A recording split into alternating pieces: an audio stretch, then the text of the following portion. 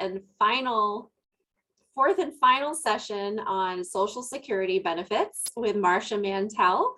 So today, Marcia is going to cover survival benefits, surviving spouses, ex-spouse rules, all that good stuff.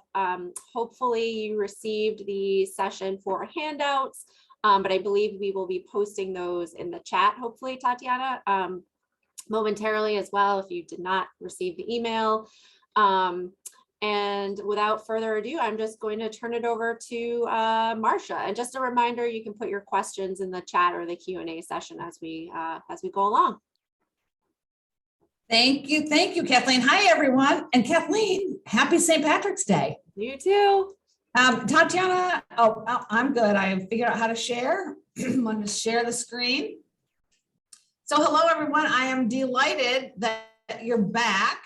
This will not be our most exciting conversation today, but it is pretty much the most important for your clients. So we are going to jump in as soon as I get my slideshow working. There we go. And I hope you all are dressed in green and ready to talk about survivors. Kathleen, thank you again for inviting me to work with you all and create these pencil to paper workshops on Social Security. For those of you who have made it to all the classes, you know we talked early on about worker benefits, and then we talked about those happily married couples, followed by the not so happily or maybe extra happy divorced people. And today we've got surviving spouses and ex-spouses, plus some children, some family maximums, etc. A very important component to Social Security that is often overlooked or not even people are not even aware of is that becoming a surviving spouse or a dependent child, a minor child or a disabled child, there are benefits available even if you are not at retirement age. And these are a couple of posters from early on, the 1940s and 50s, that showcase Social Security as they had these benefits created for workers and their spouses. They had to advertise and let people know that they're available. So these are just a couple I thought you'd get a kick out of. This one, if this doesn't go back to, 1946, I don't know what does. But here it's when an insured worker dies, leaving dependent children and a widow, both mother and children receive monthly benefits until the latter reaches 18. I bring that up because that is no longer the rule on many fronts. First of all, it's not only a widow who will get benefits, it's also a surviving husband.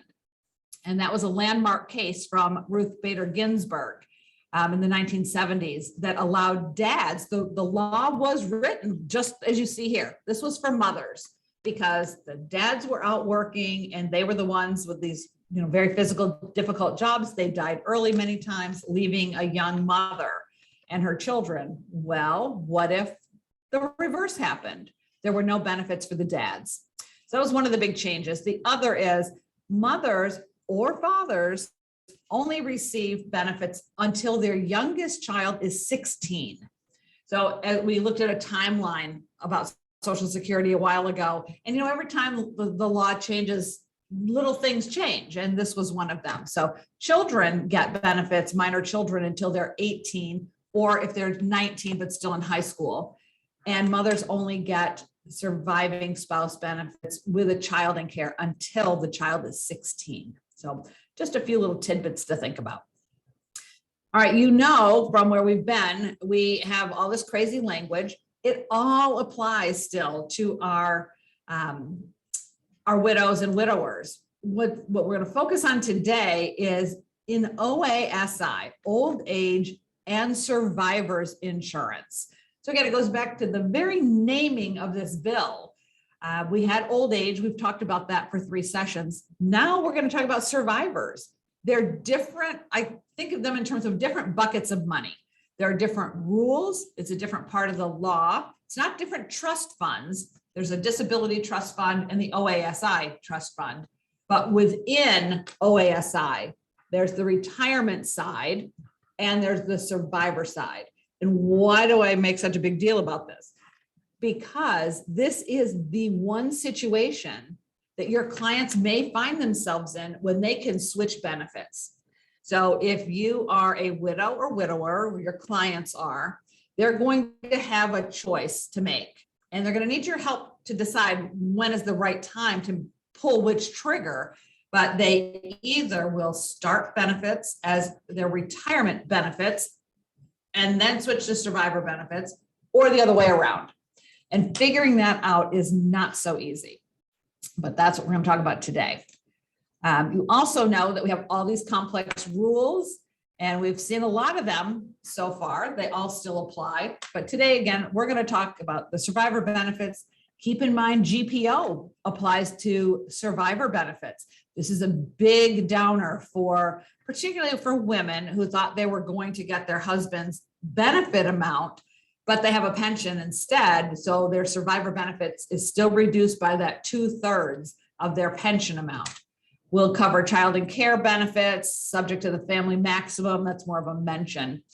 And widowers can claim benefits as early as 60 when they don't have a minor child in care. So a lot of complexity. And again, I think the magic behind all of this is the Social Security Act works very hard, was laid out in such a manner that it tries to accommodate every possible situation.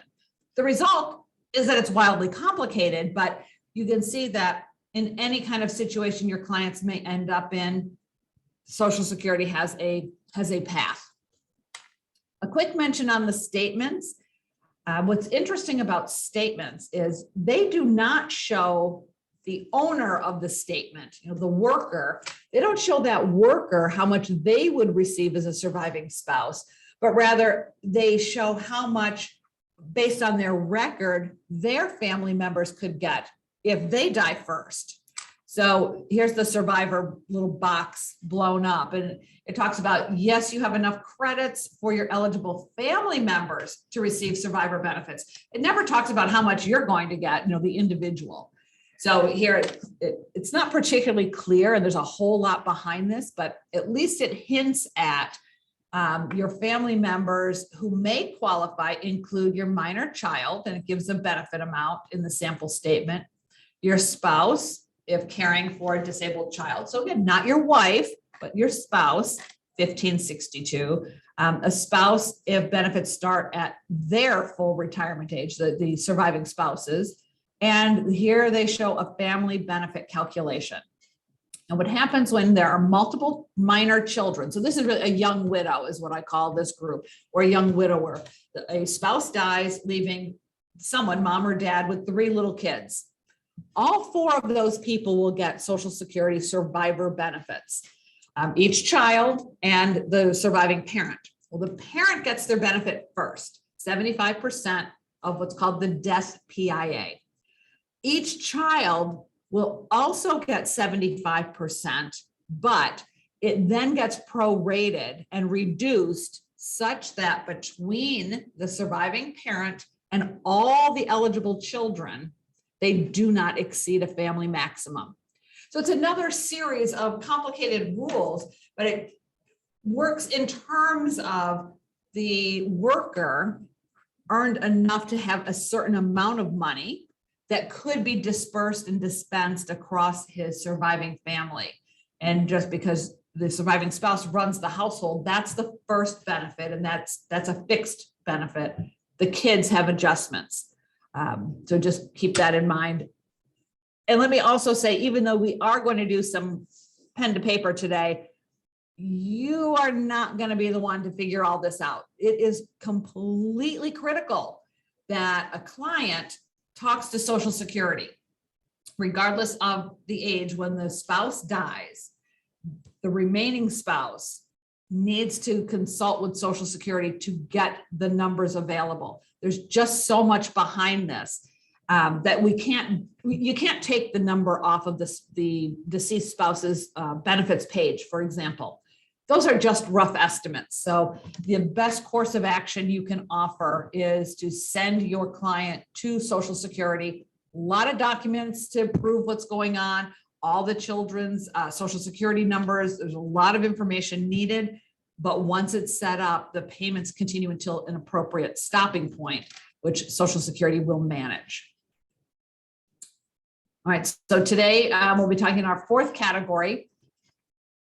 What's interesting here, OAS works on all four of these categories. Old age is for these first three, and here's our survivor. So we still have our four categories that your clients are likely going to be in multiple categories once they become a surviving spouse. So they were a spouse and now they're a surviving spouse, or they're a worker and also a surviving spouse, or an ex-spouse and now a surviving ex-spouse.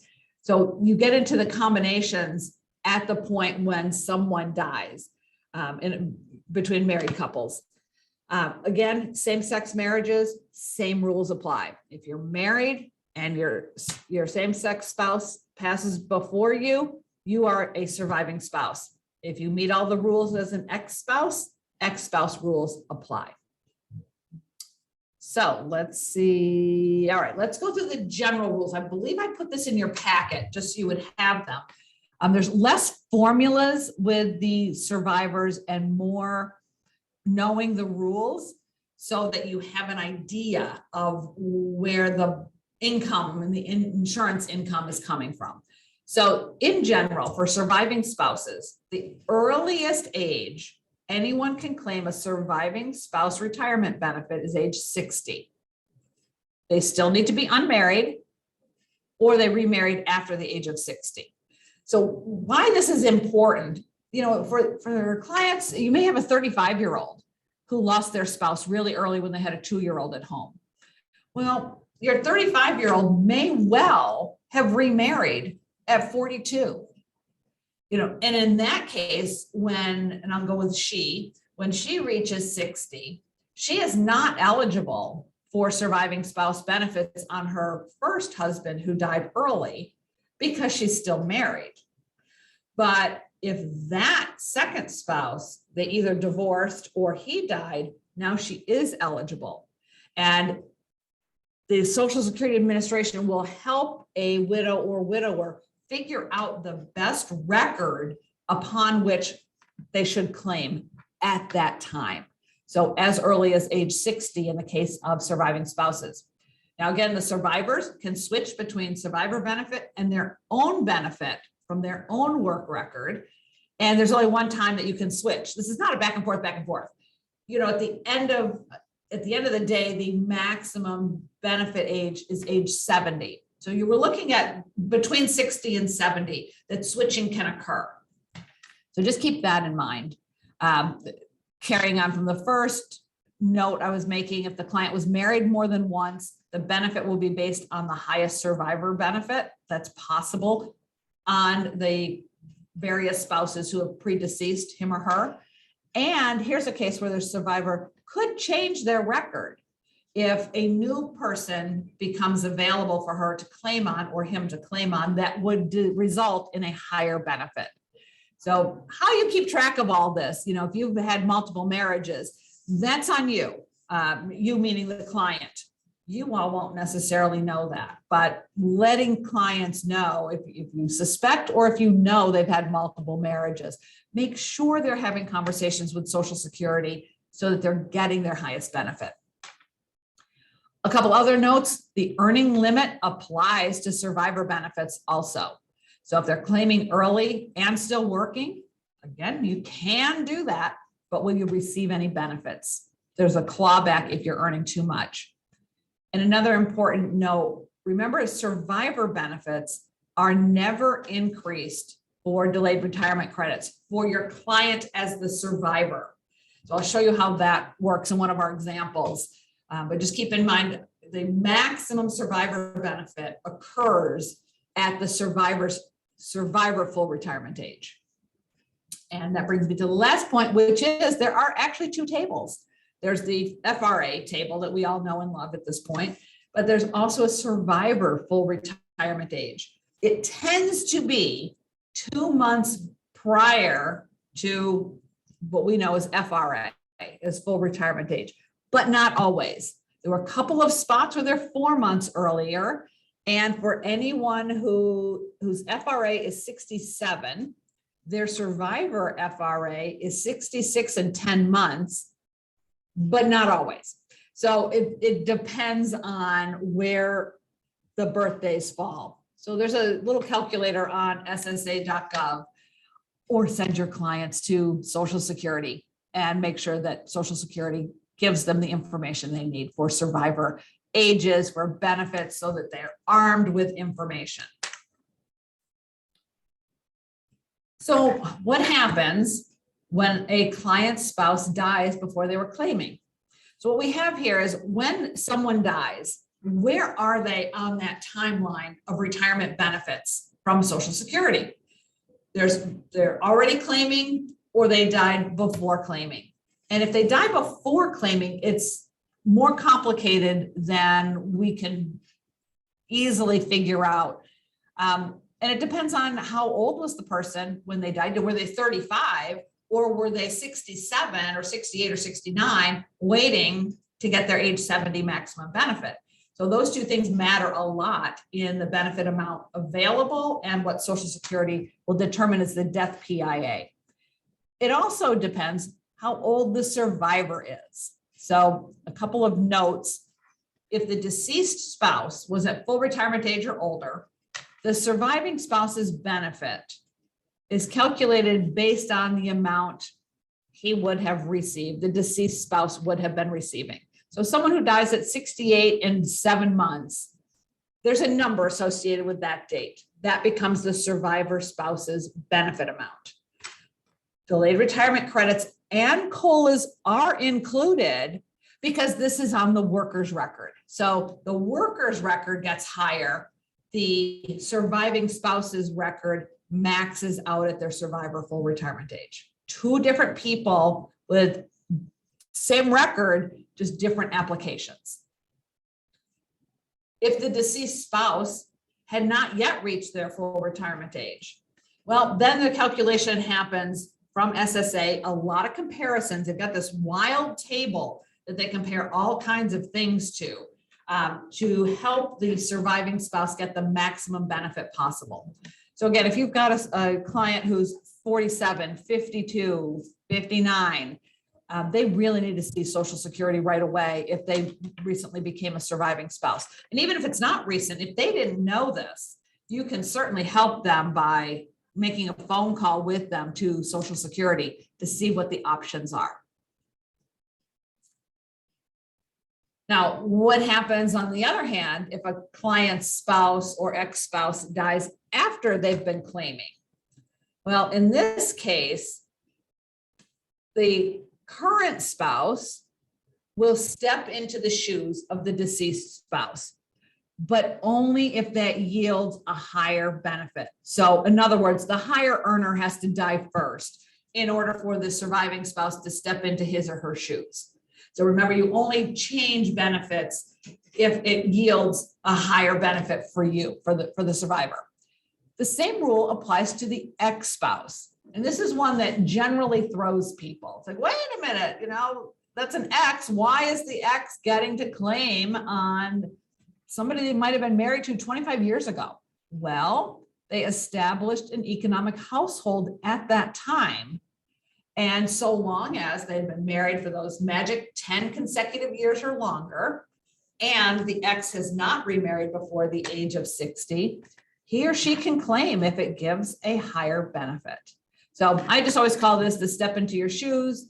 And that's what ends up happening, that your own benefit as the lower earner goes away and the higher benefit remains in the household. Now it's called a survivor benefit to the surviving spouse.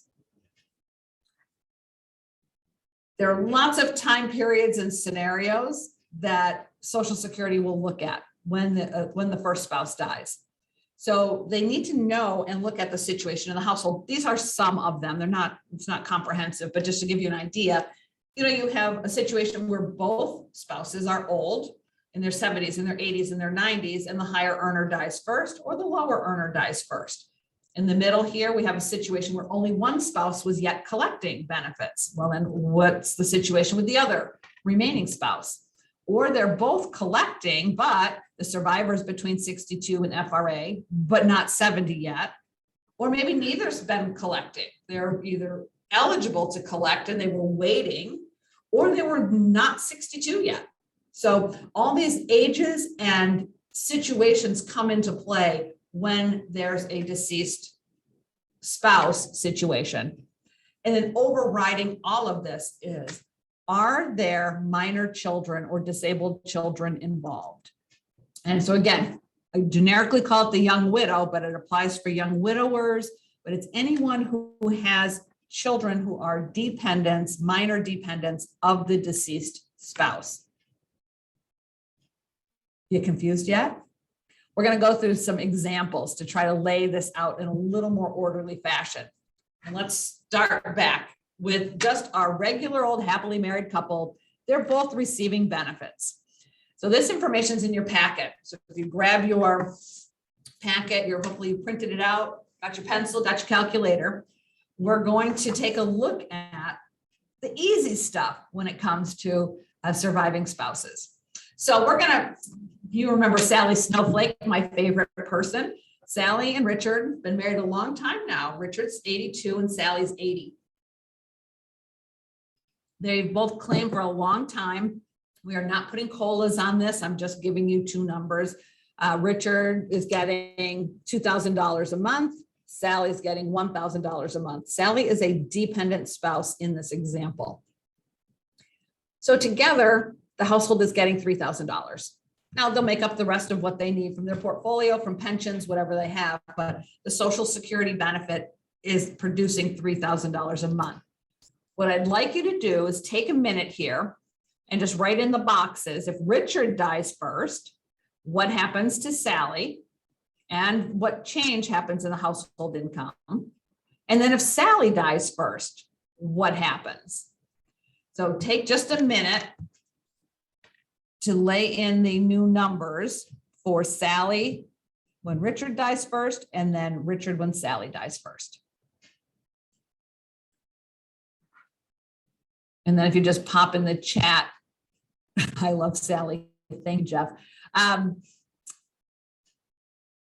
The first of you who puts in that you don't need to put your answer, but just when you're done. And then I'll start talking again.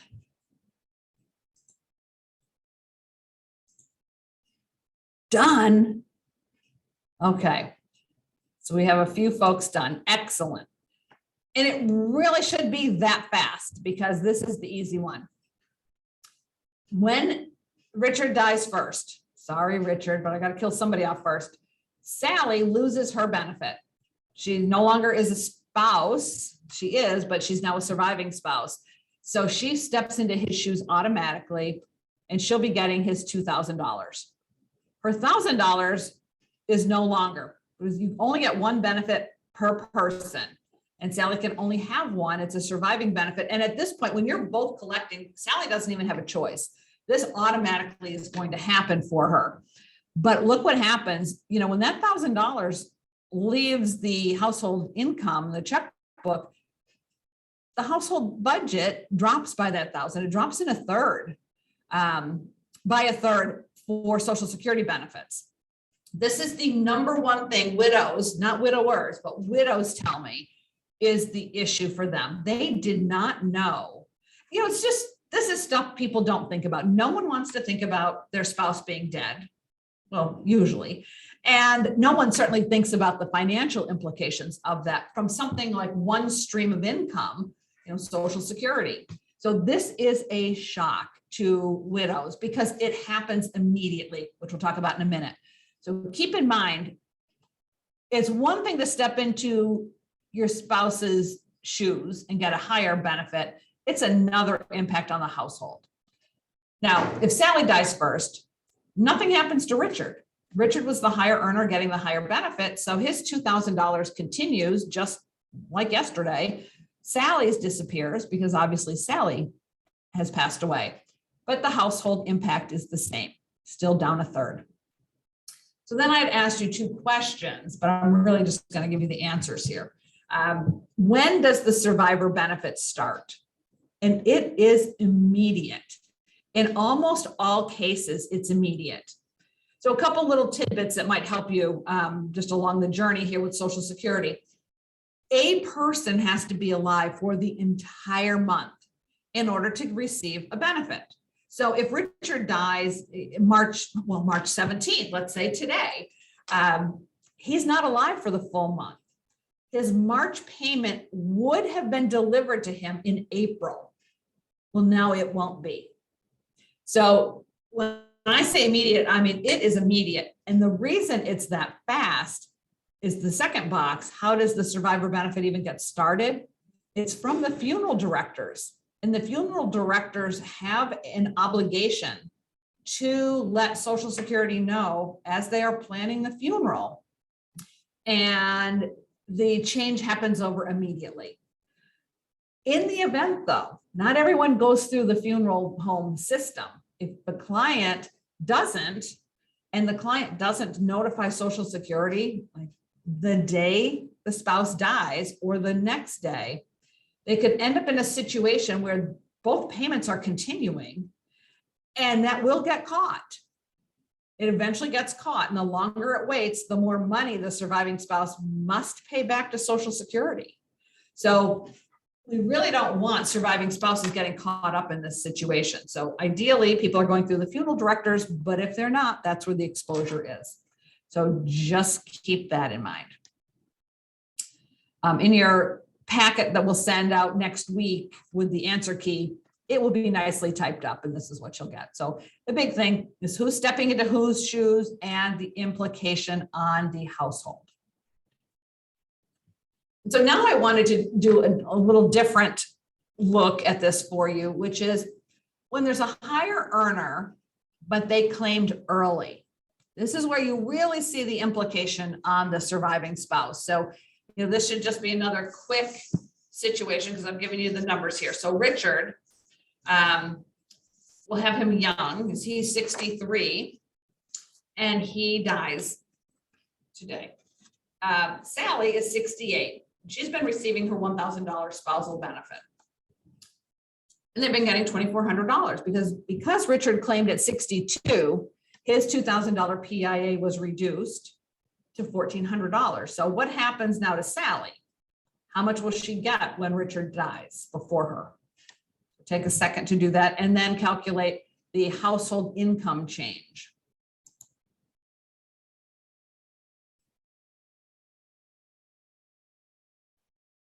I see some dones, but I'm not sure if it's for this one or the last one. So someone who's done with Richard at 63 claiming early, sticking a done for me.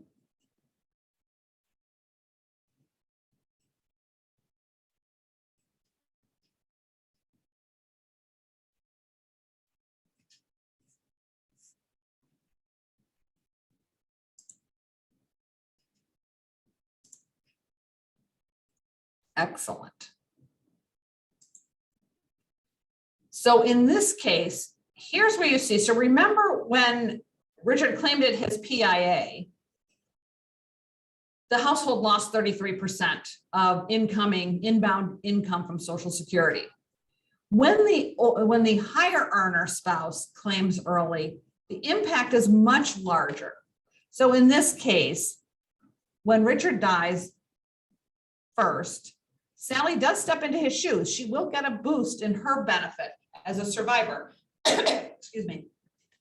But the household income is down 42% from $2,400 to $1,400. So again, this happens immediately. Sally has no chance to, adjust for this or find income from somewhere else. And it's a big hit.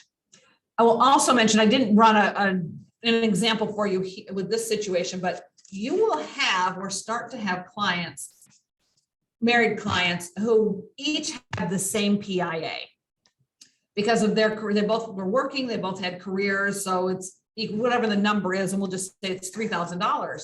So when the first of those two spouses passes, no one gets a survivor benefit because the numbers are the same if they claimed at the same time.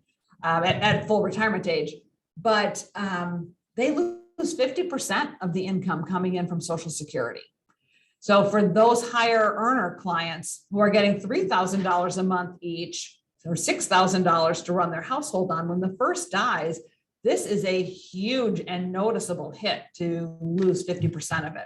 So just think about that in terms of what's happening with your clients. Another reason it's so important to know by looking at their Social Security statements, so make sure they bring them in and or show them to you online, that these numbers can be big for higher earner clients. While they don't cover everything, they are still significant. And a 50% cut in any benefit line is important to know about in advance. Oh, I wanted to mention also, if Sally were not yet at full retirement age, here I had her over retirement age, but if she was not at full retirement age, say she was 62, her survivor benefit would be reduced if she had to claim early, which dependent spouses typically do. She would claim early, so that's a hit. And then if she were working, remember the earnings limit test still applies to survivor benefits because she's not at full retirement age yet. So she's going to get a clawback if her earnings are over that $19,560 this year. So it's not always I'll keep working and get a survivor benefit when I'm pre full retirement age. And GPO still applies as well. So you have to know a lot of things about your client's work history in order to help them navigate what's going on when the first spouse dies. All right, we'll take a minute now and look at our divorced individuals. And here, you may remember Zach and Bob. Zach and Bob are doing fine, except they didn't make it. They got a divorce. And just some numbers here, Zach, who's 77, is receiving $2,800 a month. And Bob, who's a little bit older, receives $1,688 a month. Obviously, I just made these numbers up. I just plopped in numbers here. One's a higher earner, one's a lower earner. And Zach is the higher earner. He dies first, and he died in January. What can Bob do? Does Bob get to step into the shoes of his ex-spouse? So what I want you to do first, before you do the numbers over on the right, what do you need to know about Zach and Bob's marriage and their divorce? So take a moment to jot down a couple of considerations, because frankly, we don't know yet if Bob is going to be eligible to step into Zach's shoes. What do we need to know? So take just a minute there.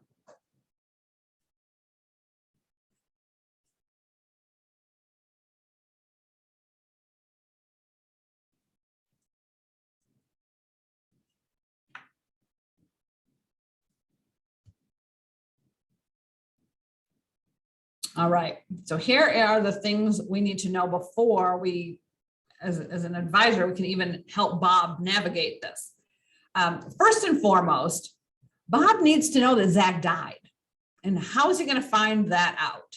Now, it's easier when you have children between the two of you, because the kids generally tell the other parent when the other parent died. So then you're going to know as a divorced person. But there are times, I mean, if Zach and Bob were married, well, okay, they couldn't have been married in the 70s. It's going to be a little easier with same-sex married couples because it's all very current here.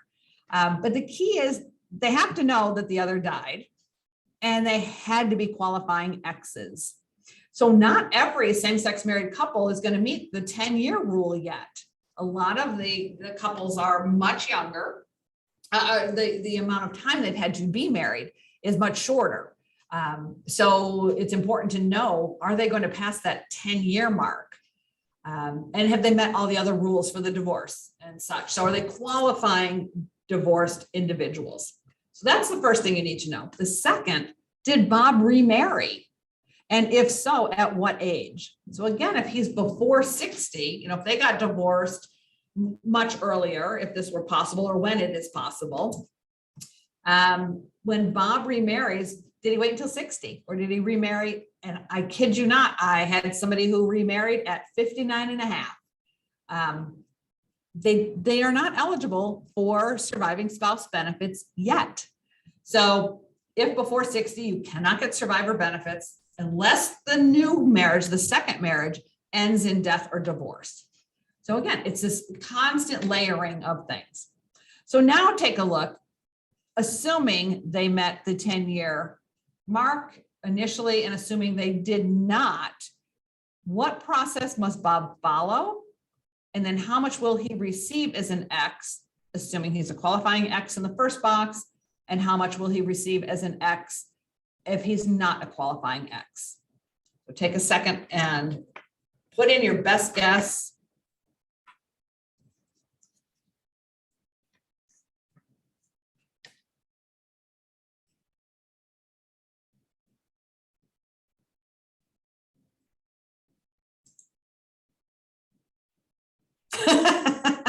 Yes, Jean. So Jean put in the chat, Bob would call Social Security and ask, is he dead yet?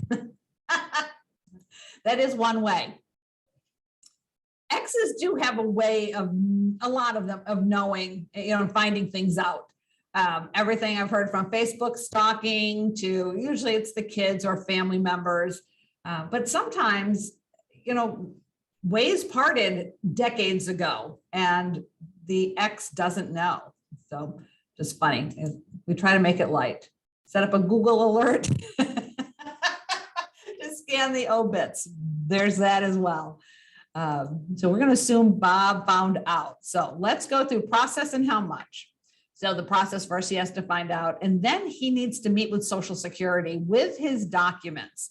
So another thing that's important to remind clients periodically is, oh, for heaven's sake, know where your documents are. Where is your marriage certificate? Where is your Social Security card? Where's your divorce decree? All these documents, military papers, are they digital in a secure digital environment as well as in paper, in a lockbox at the safety deposit box, whatever. Honestly, I'm not actually sure where my marriage certificate is to Dan. Perhaps I should put that on my to-do list for this weekend. Oh, goodness. But yeah, we need to be able to produce papers. So that's the process. He meets with the SSA. You can guide him to do just that. Now, if he is a qualifying X, meets all the rules, he will step into Zach's shoes and get $28.50 a month, which is a nice, huge increase in benefits for him. Now, if he is not a qualifying X, they were maybe only married 4.5 years. Well, he gets nothing when his ex predeceases him. Instead, he just keeps going with his own benefit. Nothing changes. He doesn't lose his, of course. He just doesn't get any more as an ex-spouse because he's not a qualifying X. Versus if they had stayed married, but the marriage only lasted 4 years, then he would have stepped into Zach's shoes. All right, so just see if there's anything else I wanted to tell you about. I don't think so. So you'll get this in your next packet. All right, here's the bigger case that we're going to cover for the next 20 minutes. The surviving young spouse with children, with minor children. So I want to go over a couple of things before you get going with the pen to paper. And again, for young moms is how I need to always think. We need to think of the order and the people. For me, I always think of this as the young widows and young moms, but see the highlight on the bottom? These are the same rules for surviving dads. So will a young surviving spouse get any benefits before the age of 60? And the answer is yes, if they have an appropriately aged child in care. So the deal is at least one child is 16 or younger. And in that case, both the mom and the children receive survivor benefits subject to that family maximum limit that I talked about a little bit before. By the way, there is a interesting calculation for the family maximum. We're not going to go through that today, but if you need information on that, it's on ssa.gov. Just look up family maximum, and there's a big table. It's almost a bend point kind of thing, but not really. But there's 4 tiers to it, and it's interesting. I'll leave it at that. But the mother, the father, if he's the surviving parent, and the children receive survivor benefits up to the family maximum. The mom's benefit goes until the youngest child is 16. The children get the benefits until they're 18 or 19 if they're still in high school. If there's a disabled child, the rules are a little different. and they go longer, and it's a whole different kettle of fish. I'm not covering disability here. The mom's surviving spouse benefits restart after age 60. You know, it's rare that you're going to have a mom with young children who is 58, you know, with an 8-year-old at home. It could happen, but that's not the common case. At 58, the kids are usually gone. So the mom or the dad cannot have any benefits until 60. But for a younger surviving spouse with a child in care, she does get pre-age 60 benefits. And the way it works is over here in the green box. Surviving spouses with a child in care get a 75% survivor benefit. Really, it's a family benefit. We'll go with the survivor benefit.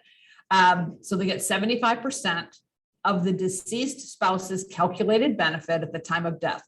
Only Social Security can give them that death PIA. Oh, there it is.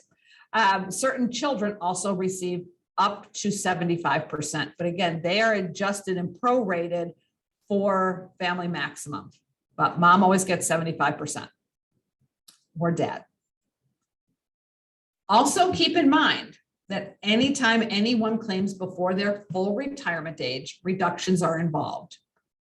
With widows and widowers, the reduction for claiming their survivor retirement benefit is a fixed number, and it happens to be 28.5%. So if they claim at 60 instead of at their survivor full retirement age, the death PIA will be reduced 28.5%. It's just an anchor number. It is what it is. And there are 2 ages that are important for advisors to remember when dealing with widows and widowers: age 60, the earliest age to get benefits, and their survivor full retirement age, often 2 months earlier than their real full retirement age for retirement. Also keep in mind, you've got 3 other ages to consider. If the surviving spouse has a work record, they will have a full retirement age. Age 62 gives them access to their worker benefits, and age 70 when delayed retirement credits stop. And just as a reminder, the reduction factors for an early claim of retirement benefits on the worker's own record, that's that crazy 5/9 for the first 36 months plus 5/12 of 1% for the next 24. And any difference in between is adjusted accordingly. So we're going to spend a few minutes with Jenny and Johnny. Jenny was widowed this year at age 50. She's 1972 is her date of birth. Her full retirement age and survivor full retirement age are both 67, no difference in this case. And Jenny works. She has a PIA estimate right now, $3,000. When Johnny died in February at age 55, he was fully insured, meaning he had his 40 credits. His death PIA from Social Security is $2,800. And they have 3 young children, not super young, 3 teens and an early 20. So what you're going to need to do the examples here: surviving spouses with child in care, remember they get a 75% survivor benefit at any age up until their youngest is 16. The children can receive a 75% of death PIA benefit. Then survivor retirement benefits are 100% of the deceased spouse's death PIA, but only when Jenny gets to her own full retirement age. If she can start at 60, and that would have that 28.5% reduction. And the survivor who also has their own work record uses the regular reduction factors that we've seen in the past couple of sessions. So here's what we're going to do. We're going to take this apart in pieces. And the first thing you're going to do is map out Jenny's timeline of receiving survivor benefits starting in 2022. And then what amount will she receive as a surviving spouse?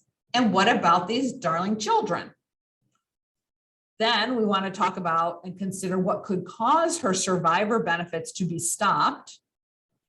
And what do you do and how do you think about planning if there's a gap between survivor benefits and retirement benefits?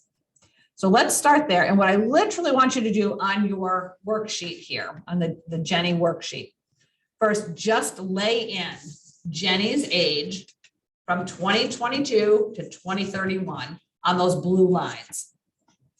I also want you to figure out which kids get survivor benefits and write their ages or age on the bottom blue lines.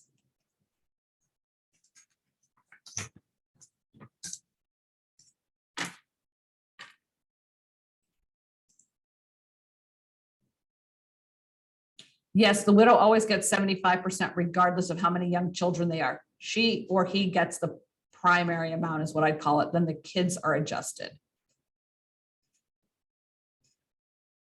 So that was a question in the chat.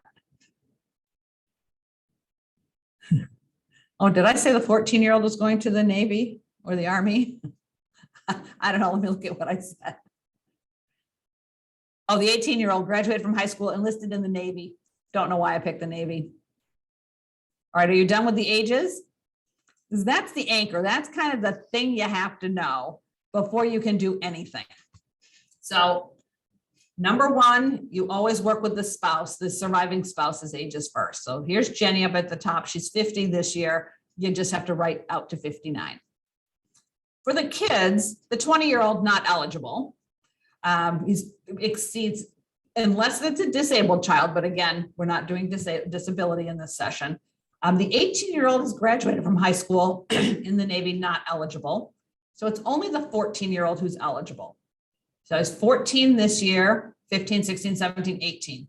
And we'll go to 18. It could be 19, but we don't need to overthink this example. Now that you know Jenny's ages for surviving spouse benefits with a child in care, now figure out her benefit amount that she will be paid between 2022 and 2031 and the child. So let me give you a minute to do that. And let's see, you need the numbers again. All right, so remember Johnny's death PIA is $2,800. Jenny's estimated FRA amount is $3,000.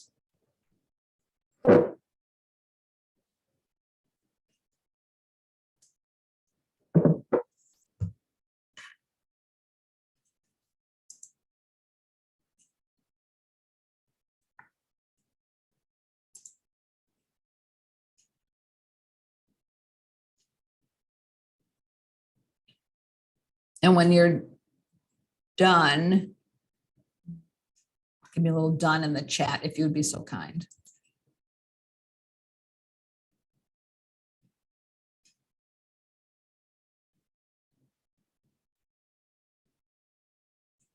Okay. All right, we have a couple of dones, so I'm going to show you for Jenny, payment amount 75% of the deceased spouse's PIA. So Johnny was eligible for $2,800. It's the death PIA. 75% of it goes to Jenny, so $2,100 a month until her youngest is 16. And because Social Security already has everybody's Social Security numbers and their dates of birth, it's an automatic shut-off valve as soon as the youngest one turns 16. So Jenny doesn't have to contact them. You don't have to keep track of, oh my gosh, does she owe people money? Social Security, does she have to repay? No, Social Security keeps track of all that. But she's only eligible for survivor benefits for the first 3 years and not necessarily the full years here. Keep in mind, and it's super important, that it may be that Jenny steps out of work, takes a 6-month leave to get the family organized now that she's a single parent. But as soon as she goes back to work, or if she continues to work, she may receive 0 survivor benefits because she greatly exceeds the earnings limit. And that's okay. It's not meant to boost, a high income person. This is really meant the survivor benefit, because go back to that first poster, the moms weren't working back in 1934, in 1935, and 1940, a lot of the time. So it was to provide them with some household income. The child also gets $2,100 a month, all the way until they're 18. Now, interesting also to note is the child's benefits will also be reduced if their earnings exceed the earnings limit, but it's really unlikely unless they're a child actor. You know, if they're making minimum wage or working at McDonald's or whatever, they're not going to come close to the 19,000 and change limit. So mostly you don't have to worry about the kids, but you know, you never know. Just keep in mind the rules still apply to them, but we're going to assume the 14-year-old keeps getting monthly income from Social Security, $2,100 a month. Yes, it's taxable income once they do their tax returns, but it gets deposited into the checking account, the household checking account for Jenny, unless she directs it somewhere else. So this is where the equation starts. And I'll give you this much nicer layout in the formula sheet. Let me just see. Okay. So the last piece now for Jenny, let me just go back. Oops, sorry. To talk through this for a second. Between 2022 and 2031, Jenny's between 50 and 59. So the only benefits she would have available to her are survivor spouse benefits because she has a child in care. If you have no children in care, you know, my kids now are 25 and 30. If that's the situation, Jenny would get zero as a survivor. She does not, she was 50 when she became widowed, she wouldn't be entitled to anything. Because the only reason she's getting this additional, what we'll consider today, additional money, is because she needs to run a household with young children still in it. So now we're going to look at, now that we've got through the first 10 years, now she's turning 60. And survivor benefits kick back in. So now what's going to happen? So again, start with the age and lay her age out across those blue lines so you can see these anchor ages. So she'll be 60 in 2032.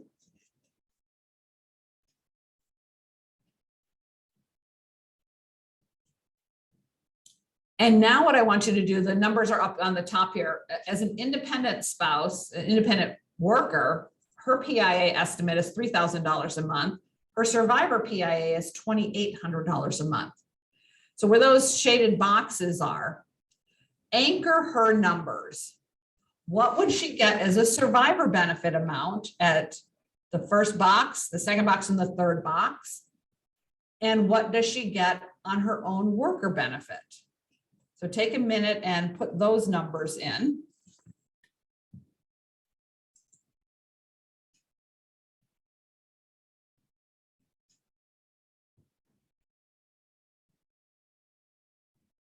Oh, I can't keep up with the chat while y'all are in here, but I see one that asked about, what about the family maximum? Wouldn't that reduce the child's benefit? No.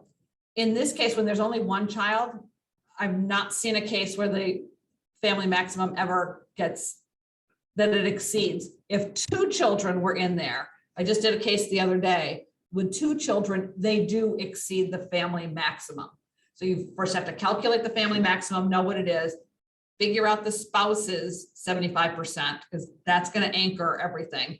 And then the kids get a prorated amount on the balance, split evenly.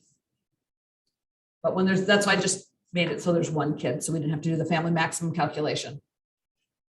All right, but this one, you're anchoring in her survivor benefit amounts and her worker benefit amounts. Is anybody done yet?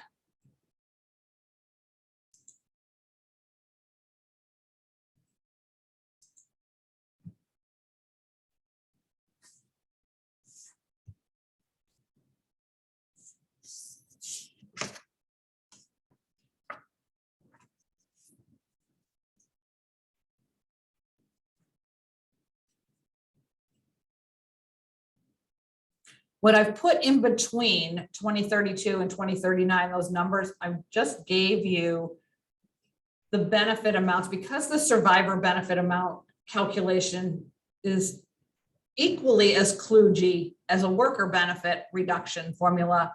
I just laid them in because I always need to see, is there any optimal time to claim survivor benefits versus worker benefits that I might miss by only looking at the anchor ages of 60 and survivor FRA. Okay, let me show you where we're at here. The first step is always to anchor everything. So I need to do it by age. So 60 to 70 is this timeline. And also remember, survivor benefits never increase, but they are reduced when starting early. So the number one box to fill in is 2039. She's 67. That's her survivor full retirement age. So she'd be entitled at that point to $2,800. And if she claims at 60, which she's completely entitled to do, she would get a reduced amount of just over $2,000. And that's taking her $2,800 times 0.715. So that's the 28.5% reduction. This is just a fixed formula. That's where it starts. Also looking at age 70, her $2,800 stays $2,800. Survivor benefits do not increase for delayed retirement credits. So we know where she's at as a survivor. Now it's important to lay in her own benefits. Now we know that her PIA is $3,000, so that goes out at 67. And then I always look at the increase first. So then increase of 24% gives her $3,720. And then I do the amount, her earliest age to claim her own benefit is age 62, down 30%. So that's $2,100. So what you have now is this map for a client. By the way, Social Security does not do this. So once your client knows what their survivor numbers are, Social Security is going to try to just get them to sign up. If they're 60 or older, they just want you to, like, we're just going to push you into making a decision while you're here, while you're on the phone, because they think that's what the survivor needs. Well, someone like Jenny, who has her own work record, might not need the survivor benefit just yet. And it will be reduced for earnings limits anywhere between 60 and 67. So there's just a lot of things that have to be considered here. And knowing the numbers is one thing, figuring out what to do with them is a completely separate thing. And that work piece is super important. So you need to know about Jenny's work history and working. Is she working or stopping? And will she be subject to WEP or GPO? So those are really critical pieces that she needs to share with you as you're planning out her best moves. In this particular example, where she had a higher PIA on her own than the death PIA, if she continues to work, wait until 67 to claim survivor benefits first. They come with no reduction at that point, and then switch at 70 to her 3720 that I transposed two numbers, so I had to type it in. If she stops working before her full retirement age, she can still claim anywhere in here between 60 and 66, claim survivor benefit first, and then switch at 70 if she can wait that long. And then you have to talk to the client about, can they really wait until 70 to get that boost? You know, if she had to claim at 62, let's say at $2,200 a month, she may need to have that $3,000 at her age 67. They can't always wait until 70, but these are all the moving parts that happen when you're working with a widow or widower. And Social Security, I want to say the number is either 89% of the time they get it wrong or 98% of the time. It doesn't really matter. It's almost all the time for these early widows and widowers. They're being paid the wrong amount because Social Security's job is not to figure out this kind of strategy. It's just to get you into the benefit that's the higher one on the day you happen to call. So it's very helpful if you either, if you have these situations, of course you can call me and I'll work them out with you. Or you need to work them out for your clients because Social Security can't do it. And you want your clients to always get the most they can, especially after a terrible situation of losing a spouse so early. All right, in the last minute here, I just wanted to leave you with a few key takeaways.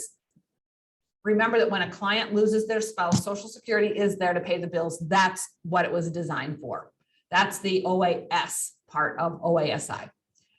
Figuring out the amount, I think you can see is complicated, and we haven't even scratched the surface here. These are the easiest cases we can possibly do. It is complicated. Social Security has to be involved. They have to provide the death PIA. Please do not attempt to do this. Let Social Security, they are really good at getting the anchor PIAs for the deceased person and for the exes and, you know, all those situations, and let Social Security run those comparisons if you're dealing with a client between 60 and an FRA to see what happens. And young widows or widowers only get to access survivor benefits if they have a child in care. So in general, what I want to leave you with are these 2 points. Advisors don't need to suggest that your married couple should be planning for the early death of a client. I don't want you to walk away from this session going, oh my God, I got to talk to my 45-year-old clients that one of them could die tomorrow. We don't plan for early death. But what we do plan for, I mean, unless they're ill, and that's a whole different situation. But what we really do have to get better at as a community is once you have people in retirement income and your clients are north of 65, let's say, you need to layer in what happens and the implications when the first spouse dies, because the first spouse will die. You don't necessarily know when, but the implications are huge on the amount coming in to the family. It decreases between 33 and 50% of income from Social Security. Taxes go up, IRMA goes up on Medicare. There is a lot to consider when the first spouse dies, and we can't shy away from having that conversation. So with that,